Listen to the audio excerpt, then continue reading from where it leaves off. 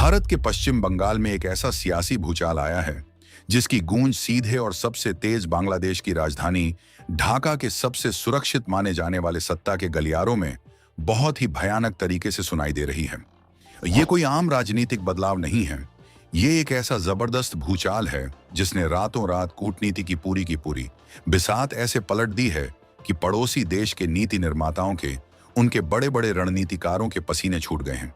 दशकों से जिस खुली सीमा और नरम रवैये का फायदा बहुत ही चालाकी से उठाया जा रहा था, जिस ढिलाई को वहां के लोग अपनी ताकत मान बैठे थे, उस पर अचानक एक ऐसा भारी भरकम फुल स्टॉप लगा है जिसने पूरे दक्षिण एशिया की राजनीति में, विदेशी दूतावासों में और बॉर्डर के उस पार एक बहुत बड़ी खलबली मचा दी है। आखिर ऐसा क्या हो गया कि पश्चिम बंगाल में नई सरकार के आते ही, मुख्यमंत्री शुभेंदु अधिकारी के अपनी कुर्सी पर बैठते ही, दिल्ली में बैठी केंद्र सरकार ने अपनी बरसों पुरानी उस महत्वाकांक्षी योजना को अचानक जमीन पर उतार दिया, जिसे अब तक राज्य में सिर्फ धूल खाती फाइलों में दबाकर रखा गया था। ढाका में बैठे नए प्रधानमंत्री तारिक रहमान को भारत ने बंद कमरों के पीछे से ऐसा कौन सा सख्त अल्टीमेटम दे दिया है जिसने रातों रात उनके और उनके पूरे कैबिनेट के होश उड़ा दिए हैं? क्या बंगाल का यह नया राजनीतिक बदलाव भारत बांग्लादेश के रिश्तों की एक नई और बेहद कड़ी इबारत लिखने जा रहा है, जहां भारत की शर्तें मानना अब कोई विकल्प नहीं बल्कि उनके लिए एक बहुत बड़ी मजबूरी बन चुका है? इन सभी उलझे हुए सवालों के जवाब आज आपको इस कूटनीतिक चक्रव्यूह की सबसे गहरी और अनसुनी सच्चाई में ले जाएंगे। ये सिर्फ एक राज्य में रातों रात सरकार बदलने की कोई साधारण सी घटना बिल्कुल भी नहीं है।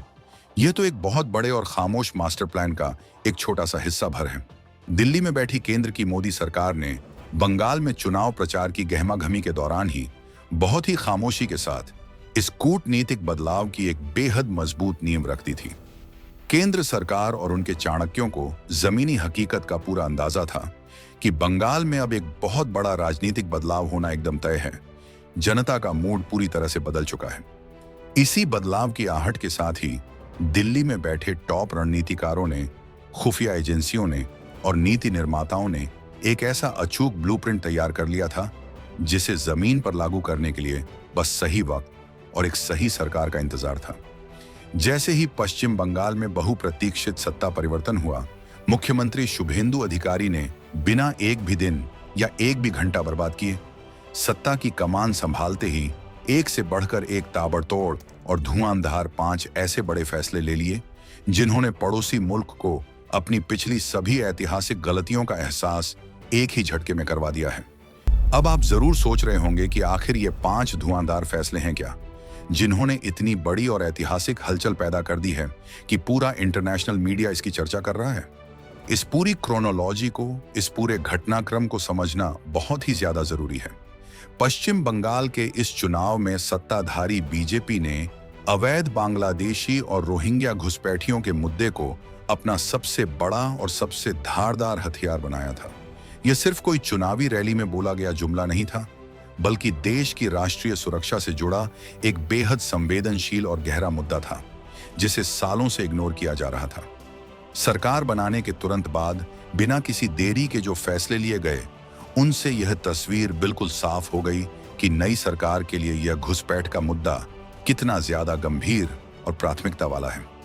एक के बाद एक उठाए गए इन बेहद सख्त कदमों की आशंका पड़ोसी देश के नेता और वहां के अखबार पहले से ही जता रहे थे, लेकिन उन्हें सपने में भी यह अंदाजा नहीं था कि भारत का प्रहार इतना तेज, इतना सटीक और इतना दर्दनाक होगा। चलिए इस ऐतिहासिक मास्टर स्ट्रोक के पहले और सबसे बड़े कदम को पूरी तरह से डिकोड करते हैं। पश्चिम बंगाल में नई सरकार ने सत्ता में आते ही राज्य के सभी 23 जिलों में अवैध घुसपैठियों के लिए डिटेंशन सेंटर, या जिन्हें अब नई भाषा में होल्डिंग सेंटर कहा जा रहा है, उनका निर्माण युद्ध स्तर पर शुरू कर दिया है। ये कोई मामूली या सिर्फ दिखावे का फैसला नहीं है, बल्कि एक बहुत बड़ा प्रशासनिक एक्शन है। इन होल्डिंग सेंटर्स में उन सभी अवैध बांग्लादेशी और रोहिंग्या घुसपैठियों को खोज कर रखा जाएगा जो सालों से बिना किसी वैध दस्तावेज के राज्य के अलग अलग हिस्सों में छोटे छोटे गांवों से लेकर बड़े शहरों तक अपनी जड़ें मजबूती से जमा चुके थे और वहां के संसाधनों पर कब्जा कर रहे थे। इन होल्डिंग सेंटर्स का नियम बिल्कुल साफ, पारदर्शी और बेहद सख्त है, जिसमें कोई भी ढिलाई नहीं बरती जाएगी। यहां लाए गए किसी भी अवैध घुसपैठिए को तब तक यहीं रखा जाएगा जब तक कि पूरी सख्त कानूनी प्रक्रिया के तहत उन्हें उनके असल देश वापस न भेज दिया जाए। ये कदम इसलिए भी बहुत बड़ा और साहसिक है क्योंकि केंद्र सरकार ने इस तरह के सेंटर बनाने के लिए पूरे 1 साल पहले ही राज्य की तत्कालीन ममता बनर्जी सरकार को सख्त दिशा निर्देश और फंड भेज दिए थे। लेकिन पिछली सरकार ने अपने खास वोट बैंक की राजनीति के चलते उन्हें खुश रखने के लिए इस पर एक कदम भी आगे नहीं बढ़ाया और फाइलों को लटकाए रखा। अब मुख्यमंत्री शुभेंदु अधिकारी ने सत्ता में आते ही भरे मंच से खुलेआम और डंके की चोट पर ऐलान कर दिया है कि उनकी सरकार घुसपैठियों के मामले में डिटेक्ट, डिलीट और डिपोर्ट के सिद्धांत पर बिना किसी रहम के काम करेगी। यानी पहले हर एक घुसपैठिए को पहचानो, फिर वोटर लिस्ट और सरकारी कागजों से उनका नाम हमेशा के लिए हटाओ और अंत में उन्हें देश से बाहर का रास्ता दिखाओ।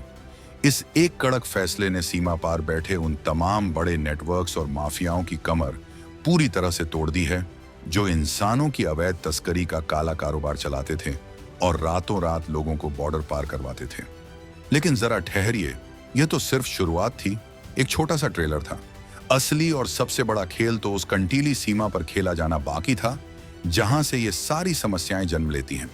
अब आते हैं उस दूसरे सबसे बड़े कूटनीतिक प्रहार पर जिसने बॉर्डर पर पूरा का पूरा गेम ही हमेशा के लिए बदल कर रख दिया है।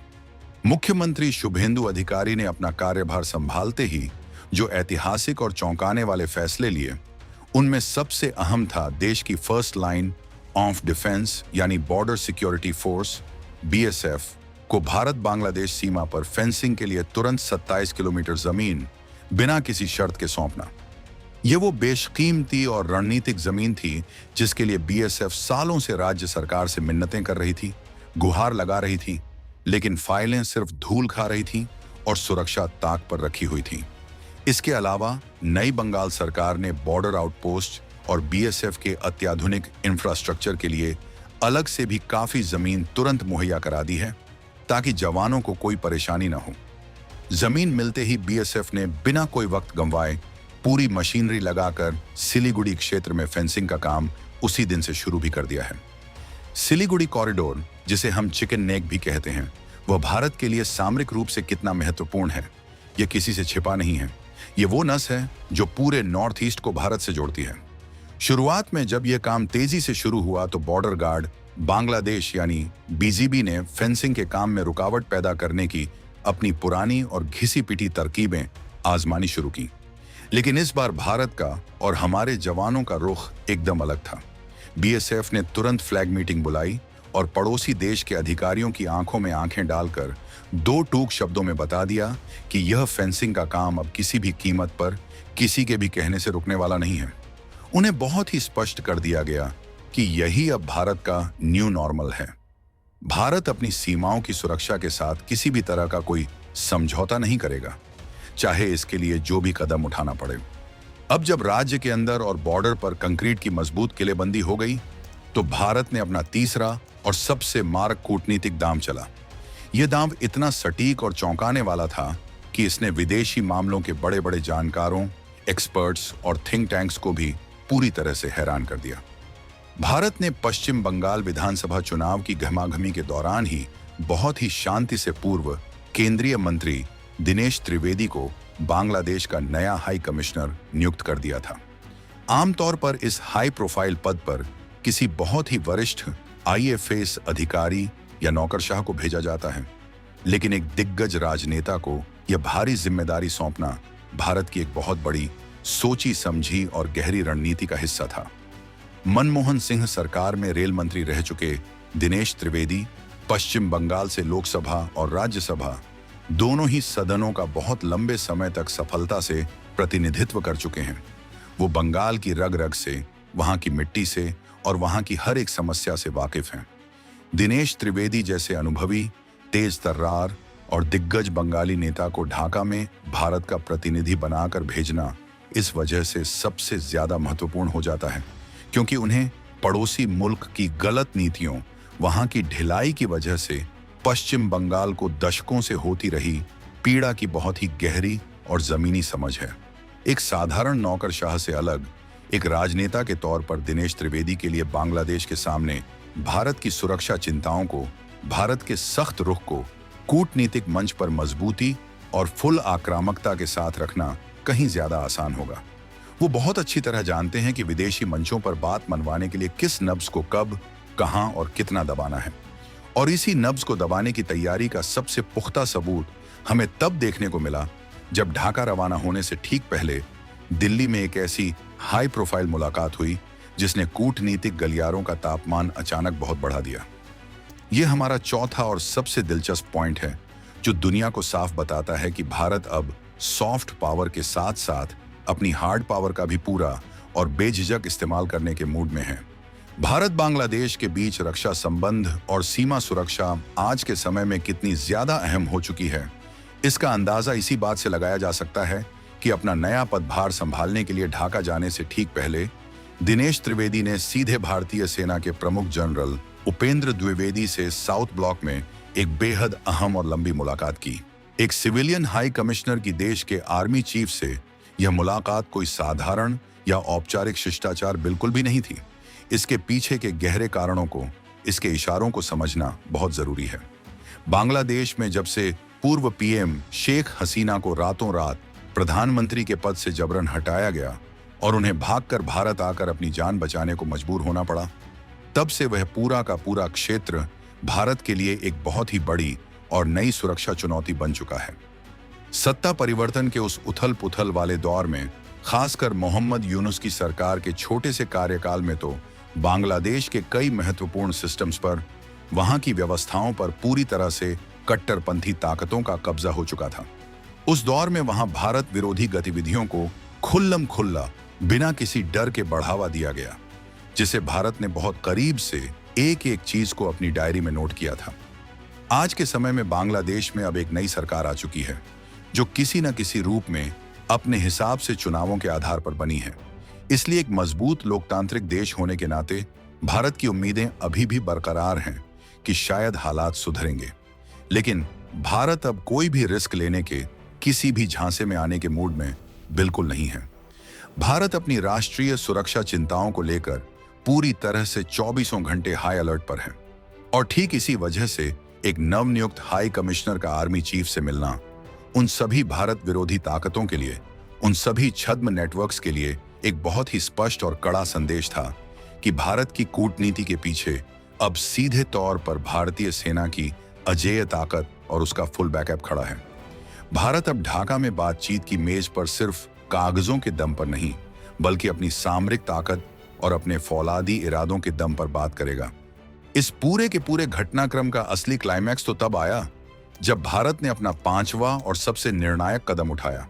यह एक ऐसा संदेश था जिसमें ऊपर से दोस्ती की मीठी पेशकश तो थी, लेकिन उसके अंदर एक बहुत ही सख्त चेतावनी छिपी हुई थी।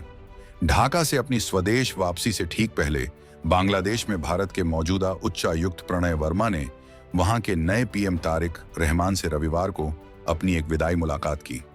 बाहर से देखने में यह एक बहुत ही आम विदाई मुलाकात लग सकती है, लेकिन असली खेल तो बंद दरवाजों के पीछे हुआ, जहां इसी मुलाकात में भारत ने अपना सबसे बड़ा और सबसे भारी कार्ड खेल दिया। प्रणय वर्मा ने बांग्लादेश से विदा लेने से पहले पीएम तारिक रहमान को भारत सरकार का बिल्कुल साफ, दो टूक और बिना लाग लपेट वाला संदेश पहुंचा दिया। उन्होंने बहुत ही कड़े शब्दों में स्पष्ट किया कि भारत आपसी फायदे और साझा समृद्धि के लिए दोनों देशों के लोगों के बीच बहुआयामी जुड़ाव को और भी ज्यादा गहरा करने में पूरी दिलचस्पी रखता है। मतलब बिल्कुल साफ था, भारत बांग्लादेश की आर्थिक समृद्धि, वहां के इंफ्रास्ट्रक्चर और विकास में हर तरह से सहयोग करने को तैयार है। भारत ट्रेड से लेकर कनेक्टिविटी तक, रोड से लेकर रेलवे तक हर चीज में मदद करेगा। लेकिन इस दोस्ती की, इस मदद की एक बहुत बड़ी कीमत है जो उन्हें चुकानी ही होगी।